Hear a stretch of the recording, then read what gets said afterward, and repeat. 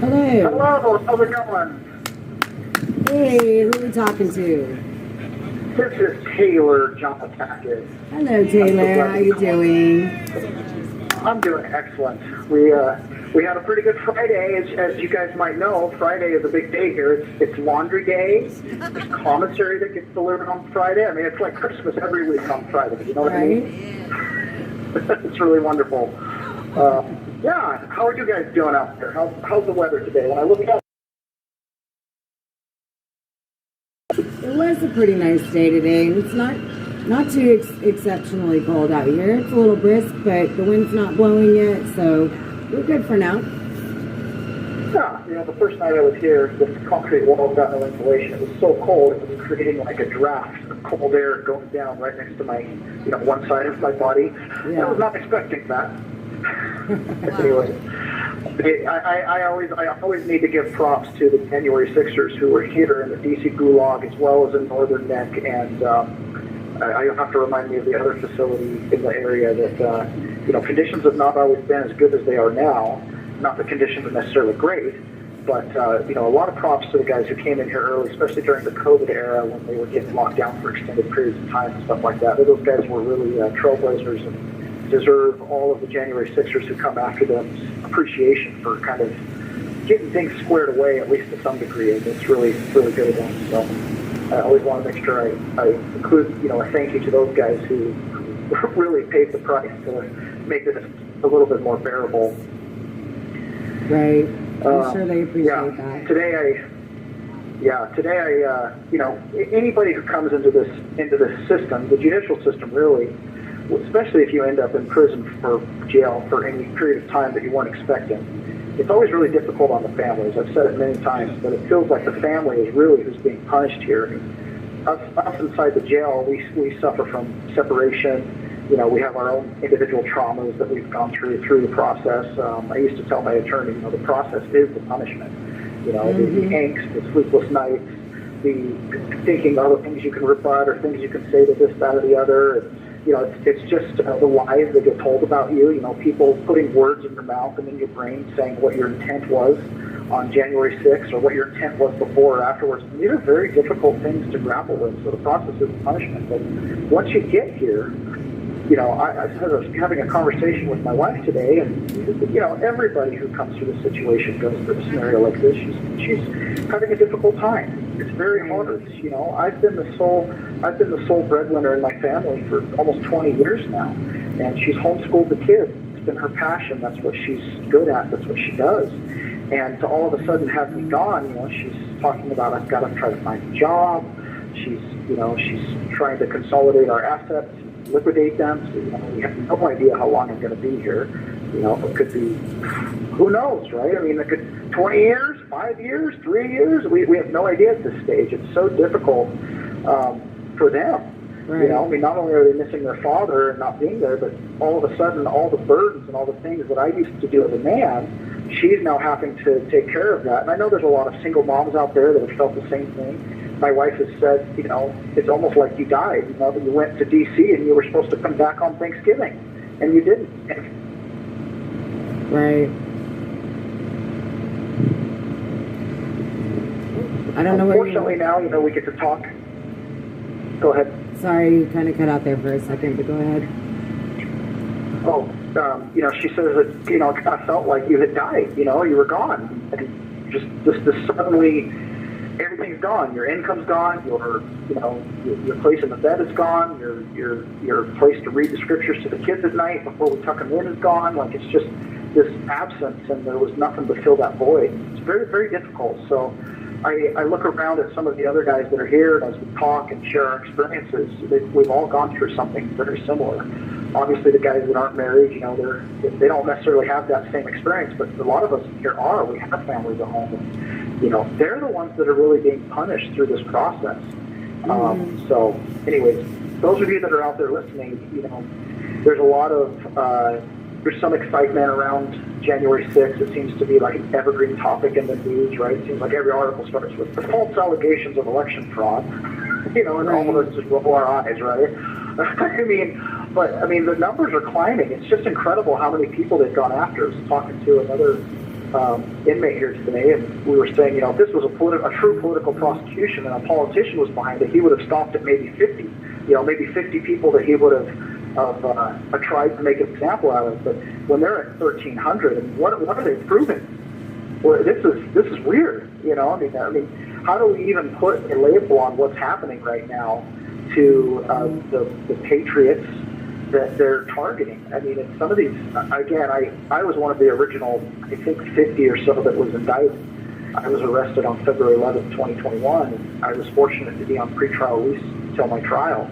But, some of these guys in here, I couldn't believe that the FBI waited a year, 2 years to come and pick these guys up. Some of these guys knew that the FBI was staking out their house for a year before they finally got arrested. I mean, what's going on? It really makes you wonder. And for the vigil members that are out there, when you're communicating with the congressmen and the different people that have influence to actually make a difference here, that's one of the things that I feel like needs to be asked directly to Chris Wray, and obviously those guys kind of answer around every answer, right?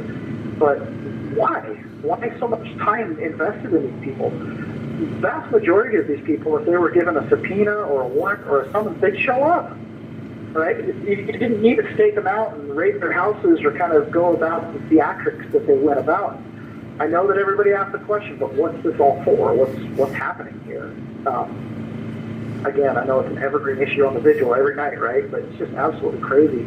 Why so much pressure on these families?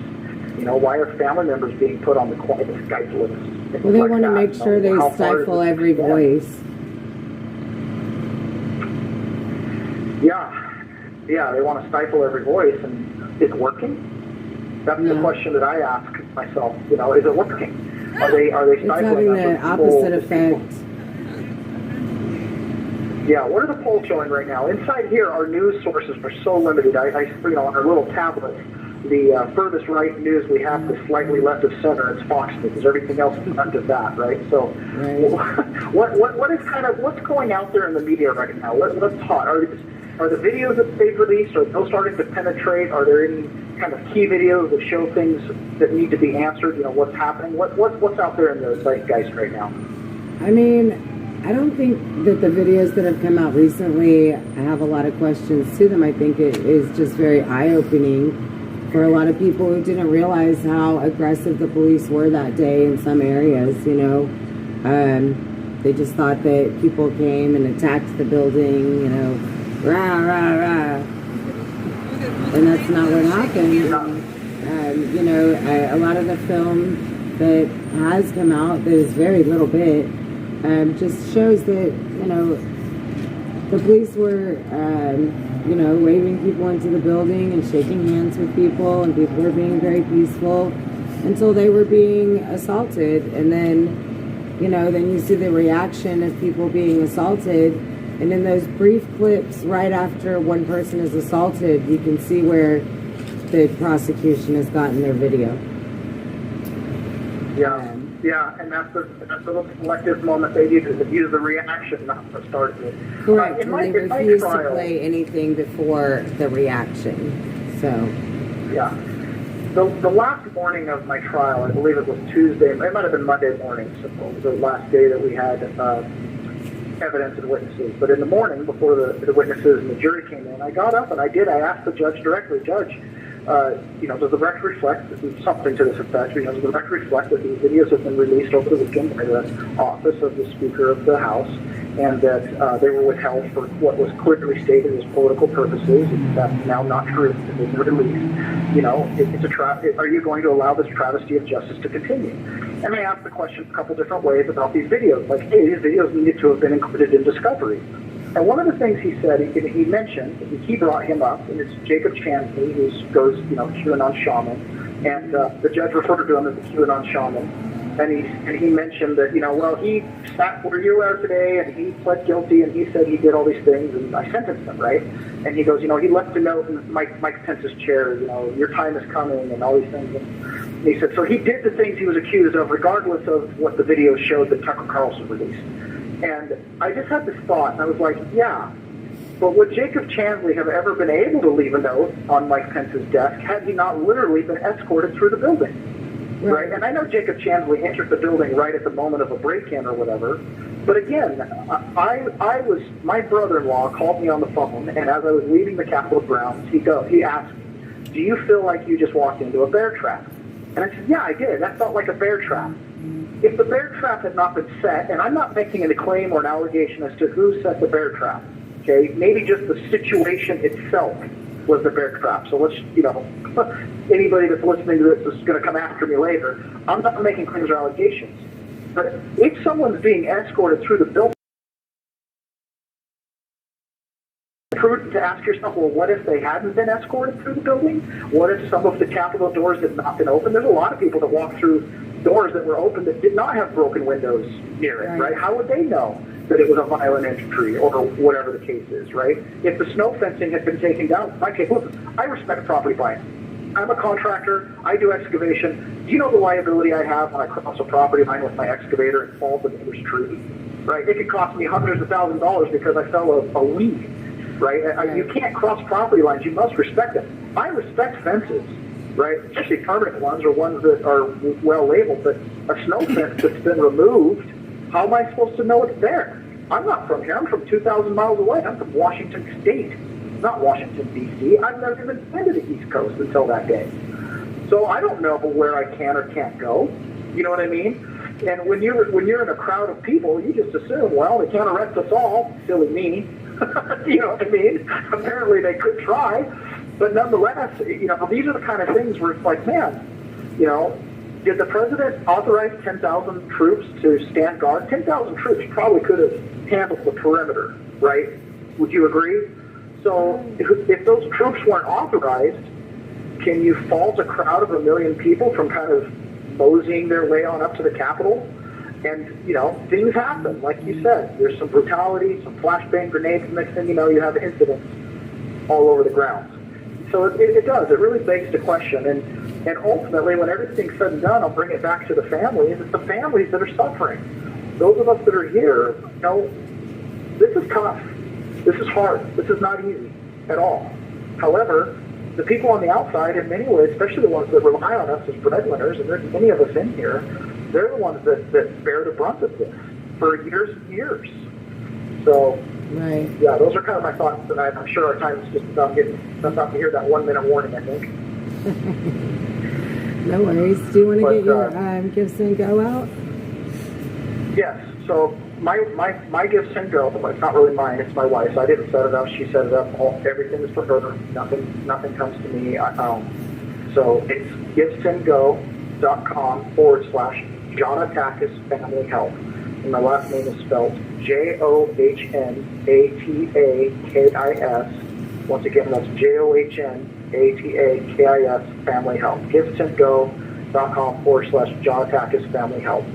And on that Give Send Go, there's a link. And I want this link to go out as far and wide. It's a podcast. I used to host a podcast called The Peasant's Perspective, news commentary for the common man.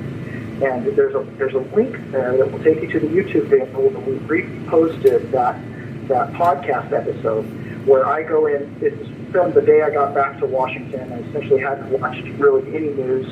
And I go through basically everything that I experienced on January 6th. We go through different media reports that have started to come out. I had a reaction in the video. Ashley Babbitt's tragic death. You have 1 minute remaining. In the video, my podcast co-host did not know that someone had been shot inside of the Capitol, that Ashley had been murdered, killed. And when I showed that to him, he was shocked. And I couldn't believe that was not mainstream news, that wasn't being broadcast out everywhere. You can kind of see my reaction. And for me, at that moment, I broke down in tears and I said, we've got to remember her name. Her name is Ashley. She died for us.